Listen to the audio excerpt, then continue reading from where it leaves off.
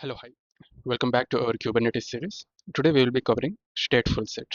We will be seeing the difference between stateless as well as stateful applications and the problem, like why exactly the deployment fails for stateful applications and what is the stateful set and what problem does the stateful set solves and the main features of stateful set. One was stable pod identity, persistent storage per pod, and ordered deployment and ordered scaling and a scale down also done in ordered. Okay.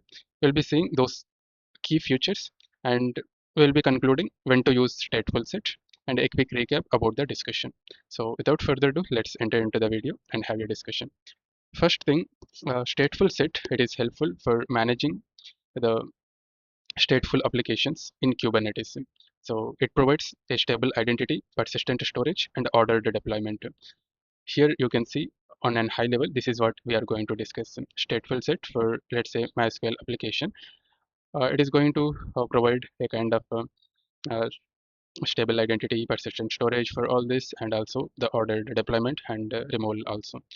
Now let us see the actual problem, or before going to the problem, let's understand what is stateful and what is stateless applications. First thing, the stateless applications. That means there is no memory between the requests. So each and every request is handled independently among the requests, and the app doesn't remember the previous interactions, whatever are done, like earlier API calls, requests, everything is forgot.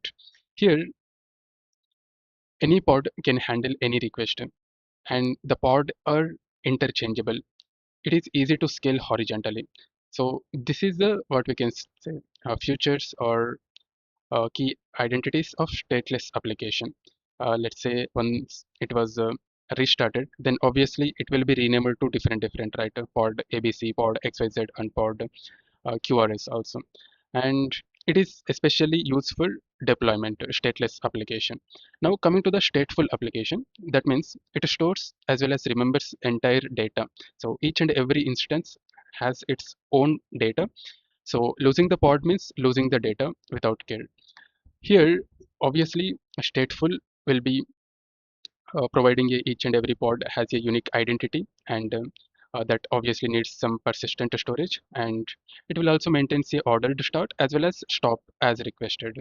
And here there is a fixed names for the pods. There is no, if the pod is restarted also, there is no change in the names. And here we are going to use the stateful set. For stateful application, we are going to use the stateful set. And for stateless application, we are going to use the deployment, which we have discussed in the previous video. And now let us understand the problem. That means why exactly the deployment fails for stateful applications. So here, first thing was pods are anonymously in and anonymous and interchangeable. That means let's say a pod ABC which was named today, that can be renamed or restarted. Let's say if it was restarted, then that can be renamed as pod XYZ tomorrow. So there is no stable identity for the pod. And the second thing was storage is not persistent by default. When your pod is replaced or recreated, its data obviously it's gone unless you manually configure it. And there is a pods can start in any order. There is no proper order. Like databases often needs the first that need to be started before the replicas or before your actual application. So here deployment is going to ignore this particular sequence of like order of starting the pods. And the final point here was databases would lose the data. Why? Because let's say if MS SQL or MySQL pod is replaced by a deployment, all its data vanishes. So that's a catastrophic, we can say. And the only solution for this was go with the stateful set that solves all these three problems. That provides a stable identity, that means name, and persistent storage, that means storage, and ordered startup, that means uh, sequence of starting. Now, whatever I just discussed, a diagrammatic representation in the right side, you can see with the deployment, what it does, and with the uh, what we can say, uh, if you see here in the deployment with the database. Okay, so you need to have a temporary storage, and let's say if the pod crashes, deployment will replaces it. the data, whatever temporary storage is there, that will be lost, everything. Okay, so this problem can be resolved by the stateful set. Now let us understand what is stateful set.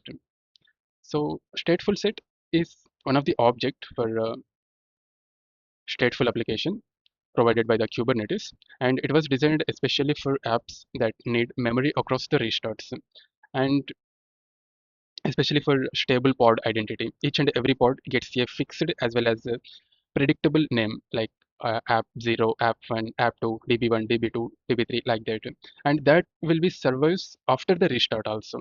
And very important thing, persistent storage. So each and every pod has its own dedicated volume that is never deleted when the pod is restarted. And then, as I discussed in the earlier, it also maintains a order of deployment. So pods will restart as well as a stop in a proper sequence. First, while creating, it creates a app 0 first, later app 1, later app 2. While deleting or stopping, it goes from the backwards. App 2 will be deleted first, then app 1, then app 0. So you can think of it as a deployment. It is for stateless application, and stateful set is for stateful applications. And here is the, like, what exactly the problem solves. Whatever the three guarantees provided by the stateful set.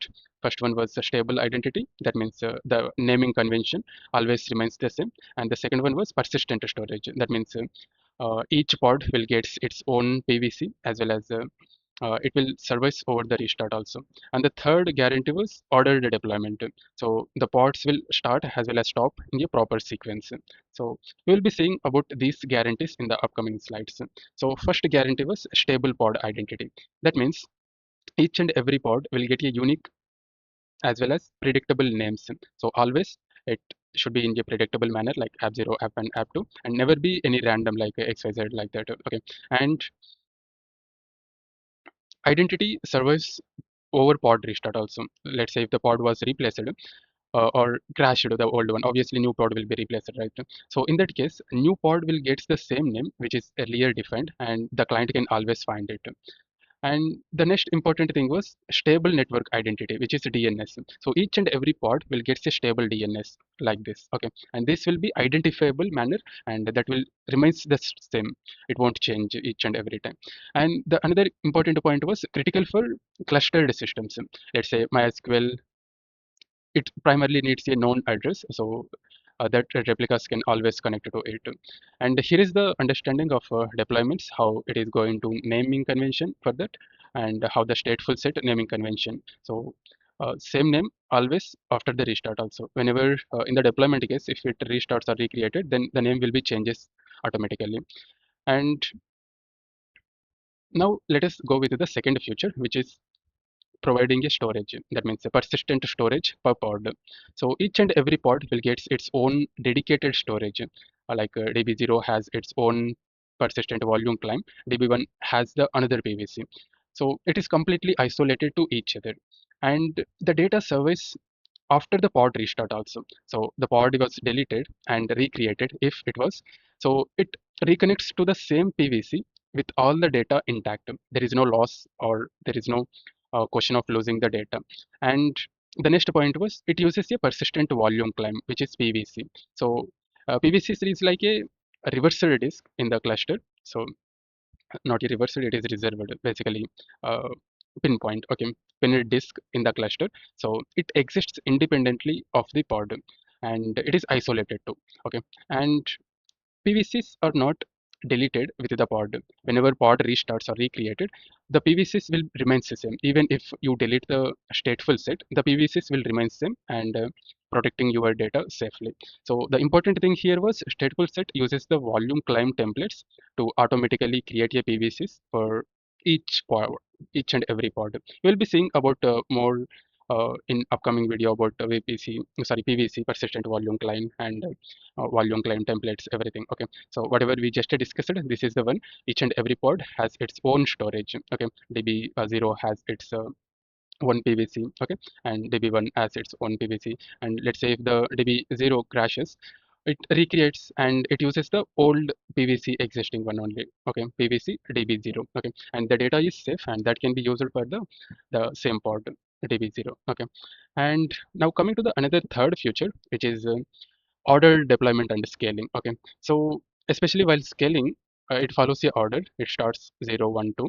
I mean, first it go with the proper naming convention and in the proper sequence. App 0, it starts first, and it will make sure it must be ready before it was creating or proceeding with the app 1. Okay, then it starts the app 1, and it only starts whenever app 0 is ready. Okay, and then this app 1 is begins, then app 1 was ready, then app 2 was begun. This is the sequence how it follows.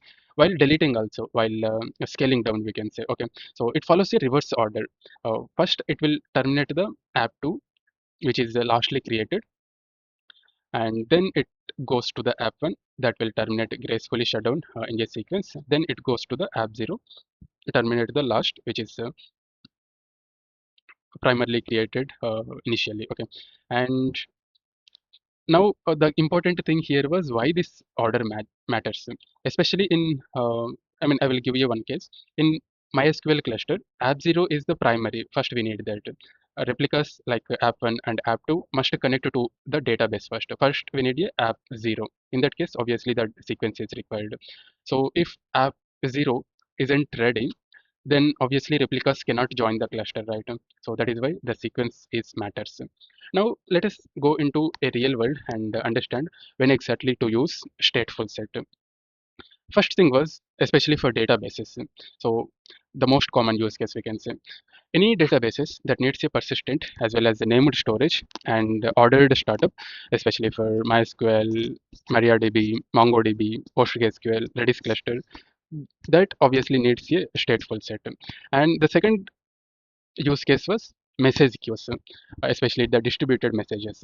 So here, obviously, the brokers need a stable addresses, so the producers as well as consumers can always find them, especially the messaging queues like Apache Kafka, RabbitMQ, Zookeeper, NJTS, JetStream.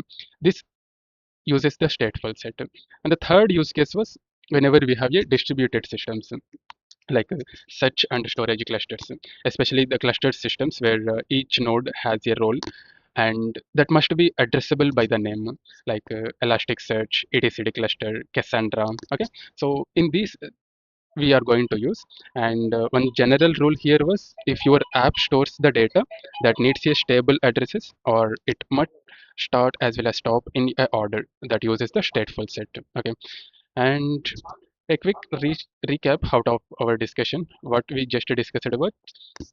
Uh, First thing, for stateful applications. Okay, I mean, why we need a stateful application. Uh, I mean, stateful set, especially for maintaining a stateful applications, and for stable pod names, we are going to use the stateful set. For own PVC per pod, we are going to use, and ordered start as well as ordered stop, we are going to use the persistent. Sorry, we are going to use the stateful set, especially for DBs, queues, as well as the clusters. In that case, also we are going to use this. What we just discussed was deployment and stateful set, the difference everywhere where to use. Okay, deployment for non-technical or easy understanding, you can think like deployment is a temporary worker and stateful set is a permanent staff. So especially the deployment that can be interchangeable, and there is no specific allocated desk for them, and there might be a chances of data loss when they left. Okay, and coming to the stateful set, which is like a permanent staff, they have your dedicated fixed desk and fixed role, and all the workers is, I mean, all the work which was done by the stateful set is saved. So that is what exactly stateful, and deployment is stateless. And one important or final note about stateful set was stateful set is to manage the stateful applications, and what exactly the deployment is for, it is for stateless applications. So the right tool, it's for choosing the right job. That's it. Okay, each provides their own like features or drawbacks or some advantages. The upcoming video we will be seeing about the daemon set, more into daemon set, and I hope so you found some useful information out of this particular video, and stay tuned for more videos. Please like as well as subscribe our channel. By that you will get a updates on the new videos which I was going to publish, and stay tuned for more videos. Thanks for watching. All the best for your learning.